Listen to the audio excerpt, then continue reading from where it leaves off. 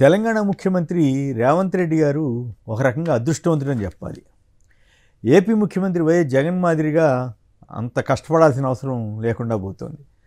దానికి ప్రధాన కారణం నాకేమనిపిస్తుందంటే, ఇక్కడ రేవంత్ రెడ్డి గారికి అనుకూల మీడియానండి, కాకాబట్టే మీడియానండి, బాకా ఊదే మీడియానండి చాలా ఎక్కువగా కృషి చేస్తున్నాయి ఆయన తరఫున. అదే జగన్ గారికి వచ్చేసరికి అక్కడ వాళ్ళ ఇంట్రెస్ట్ వేరు కాబట్టి, తెలుగుదేశం వారి ప్రధానమైనటువంటి ఇంట్రెస్ట్ కాబట్టి, అక్కడ జగన్ గారి మీద ఉన్నాయి లేని పచ్చి అబద్ధాలు, మోసపూరిత వార్తలని రాస్తున్నాయి.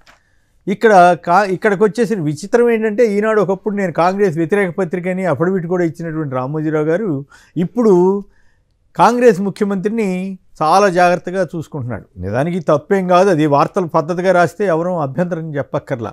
నేను ఇక్కడ రేవంత్ రెడ్డి గారిని తప్పుపట్టానికో లేదా కాంగ్రెస్ ప్రభుత్వాన్ని తప్పుపట్టానికో నేను ఈ విశ్లేషణ చేయడంలా. కానీ ఈ రెండు పత్రికలు ఆంధ్రజ్యోతి కానీ ఈనాడు కానీ ఏపీలో ఎట్లా రాస్తున్నాయి, తెలంగాణలో ఎట్లా రాస్తున్నాయని పోల్చి చూసినప్పుడు నాకేమనిపించిందంటే, రేవంత్ రెడ్డి నిజంగానే అదృష్టవంతుడు. సరే, ఆయన రామోజీరావుని కలిసి ఉండొచ్చు, రాధాకృష్ణ గారి దగ్గరికి వెళ్ళి ఆయన ఇంటర్వ్యూ ఇచ్చి ఉండొచ్చు, అవన్నీ వేరే, అంటే ఆ సత్సంబంధాలని జాగ్రత్తగా మెయింటైన్ చేస్తూ వచ్చానని చెప్పుకోవచ్చు. కానీ అక్కడ 99% హామీలు అమలు చేసిన జగన్ గారి మీదేమో విపరీతమైన బురద జల్లుతున్నారు వీళ్ళిద్దరూ.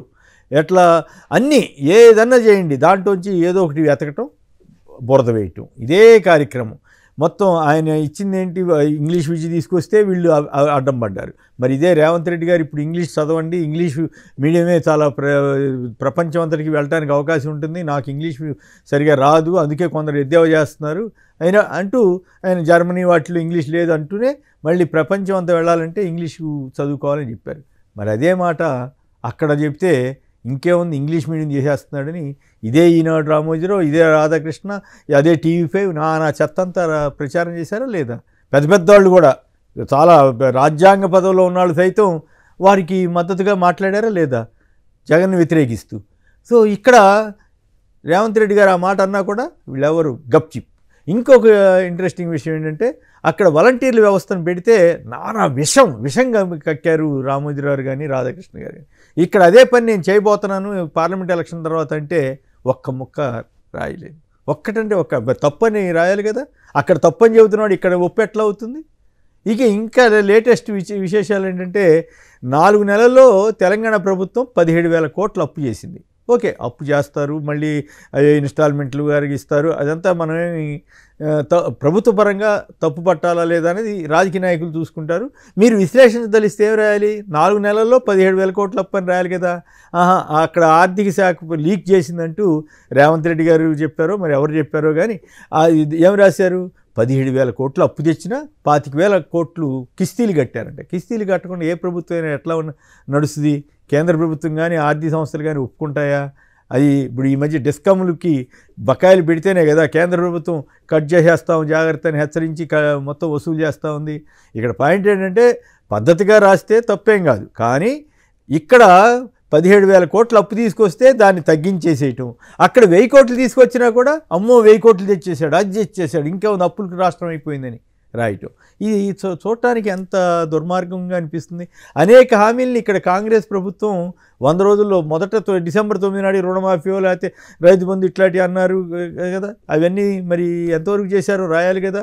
మరి 100 రోజుల్లోపు చేస్తామన్నారు కదా రుణమాఫీ, ఇప్పుడు ఆగస్టు 15 కల్లా చేస్తామని రేవంత్ రెడ్డి గారు అన్నారు. సరే, ఆయన ఇబ్బందులు ఆయనకు ఉండొచ్చు, అది వేరే విషయం. ఇక్కడ నేను ప్రశ్నించేది ఏమంటే, ఇదే మాట జగన్ గారు కనుక ఒక వాగ్దానానికి సంబంధించి ఏదైనా చేసుంటే అసలు ఎంత రచ్చరచ్చగా ప్రజల్ని మోసం చేశారు, అదని ఇదని రచ్చరచ్చగా రాసిండేవాళ్ళ కాదా? ఇక్కడే రాశారు ఆగస్టు 15 నాటికి రుణమాఫీ అంటే ఏంటి? జనాన్ని అట్లా మైండ్ సెట్ తయారు చేయటం అనమాట. సో ఈ రకంగా ఈనాడు కానీ ఆంధ్రజ్యోతి కానీ బాకాలు ఊతున్నటువంటి తీరు అయితే రేవంత్ రెడ్డి గారు జాగ్రత్తగానే ఉండాలి. ఎందుకంటే వీళ్ళు బాకాలు ఎత్తి అప్పుడు కేసీఆర్ గారికి ఎత్తి ఆయన ముంచారు. ఇప్పుడు రేవంత్ రెడ్డి గారు జాగ్రత్త లేకపోతే ఆయన పరిస్థితి కూడా తర్వాత రోజుల్లో ఇదంతా నమ్మి భ్రమపడి వాళ్ళ రాజకీయ అవసరాల కోసం వాళ్ళ వ్యాపార ప్రయోజనాల కోసమే మీకు బాకా ఊతారు తప్పితే మీకోసం వాళ్ళు ఊతారని నేనైతే అనుకోను. ఎందుకంటే ఇంతకాలం చూసిన అనుభవం రీత్యా. అది ఏం చేస్తారనేది వేరే విషయం. ఉదాహరణకి ఆడవాళ్ళకి అసలు ఎలక్షన్ అయిపోగానే 2500 ఇంటింటికి ఇస్తామని కాంగ్రెస్ పార్టీ ఆ రోజు చెప్పింది కదా. మరి రేవంత్ రెడ్డి గారు ఇంకేముంది నేను చేసేస్తానని చెప్పారు కదా, మరి చేయలేదు కదా. మరి వాళ్ళ పార్లమెంట్ ఎలక్షన్లు వస్తున్నాయి, మరి వాటిని గుర్తు చేస్తూ రాయాలి కదా వీళ్ళు. యాభై రాయరు. దళిత బంధు 12 లక్షలు ఇస్తాం, కేసీఆర్ గారు 10 లక్షలే ఇస్తున్నాడు, మేము 12 లక్షలు ఇస్తామని చెప్పారు కదా. మరి ఈనాడు జ్యోతి వీళ్ళకి ఎవరికి అవేమి కనపడవా? అంటే తులం బంగారం. ఇంకొక విచిత్రమైన పరిస్థితి ఏంటంటే కళ్యాణ లక్ష్మి స్కీమ్ కింద పెళ్ళిళ్ళు చేసుకున్న వాళ్ళకి ₹1,00,000 పాటు తులం బంగారం కూడా ఇస్తామన్నారు. ఏది ఇచ్చారా? మరి ఇక్కడ పాయింట్ వీటన్నింటినీ ప్రశ్నించాలి కదా పత్రికలు. మరి ఎంతో కొంత రైట్ మంచి రేవంత్ రెడ్డి గారు ఈ మంచి పని చేశారు, ఏదో కొంతవరకు గృహజ్యోతి వాళ్ళకి కూడా మళ్ళీ బిల్లులు వస్తున్నాయని చెబుతున్నారు. మరి ఎంతవరకు కరెక్ట్? ఏది కొంతమందికి 200 యూనిట్ల వరకు పూర్తిగా మాఫీ చేశామని చెప్పినా అది ఇంకా అమల్లోకి రాలేదని కొందరు ఏదో రకరకాల ప్రచారాలు. ఆయన ఒక ప్రయత్నం చేశారు, తప్పు లేదు. అలాగే సిలిండర్లది ఏదో ప్రయత్నం చేశారు, కానీ అందరికి వచ్చిందా? మరి ఎక్కడైనా రాశారా? రాయట్లా, అసలు ఏమి రాయట్లా. సో ఈ రకంగా రేవంత్ని కాకాపట్టడంలో రామోజీరావు గారు అనండి, రాధాకృష్ణ గారు అనండి, ఇంకా మరికొందరు టీడీపీ ఎల్లో మీడియా అంటారు కదా, ఆ మీడియా వాళ్ళు చేస్తున్న ప్రయత్నాలు ఇక్కడ చాలా స్పష్టంగా కనిపిస్తున్నాయి. అదే ప్రకారం అక్కడ చంద్రబాబు గారిని కూడా తమ అధీనంలో పెట్టుకుని, తమ ఎదురుగా పెట్టుకుని, తమ ఏం చెప్తే తమ వ్యాపార ప్రయోజనాలకు అనుగుణంగా చేసుకోవాలనే తాపత్రయంతో వాళ్ళు ఇవన్నీ చేస్తున్నారు. చంద్రబాబుకి అక్కడ జాకీలు ఎత్తారు, అక్కడ తెలుగుదేశం, ఇక్కడ కాంగ్రెస్. ఇది చాలా విచిత్రమైన పోకడ అనమాట. సో ఇది జగన్ గారి మీద మాత్రం ఆయన ఎంత చేసినా సరే విషం చెమ్మటం.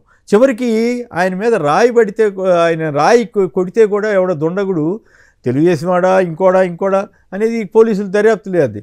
వాళ్ళు ఎంత నీచంగా రాస్తున్నారండి పత్రికల్లో, ఈనాడు కానీ ఆంధ్రజ్యోతి కానీ. దాన్ని హెకిల్ చేస్తూ తెలుగుదేశం వాళ్ళు, పవన్ కళ్యాణ్ లాంటి వాళ్ళు పిచ్చి మాటలు మాట్లాడితే వాటన్నింటినీ ప్రముఖంగా వేసి వీళ్ళు ఆనందపడుతున్నారు. సో ఈ రకంగా ఇంకా చాలా విషయాలు ఈ పోల్చి చూస్తే చాలా విషయాలు కనపడతాయి.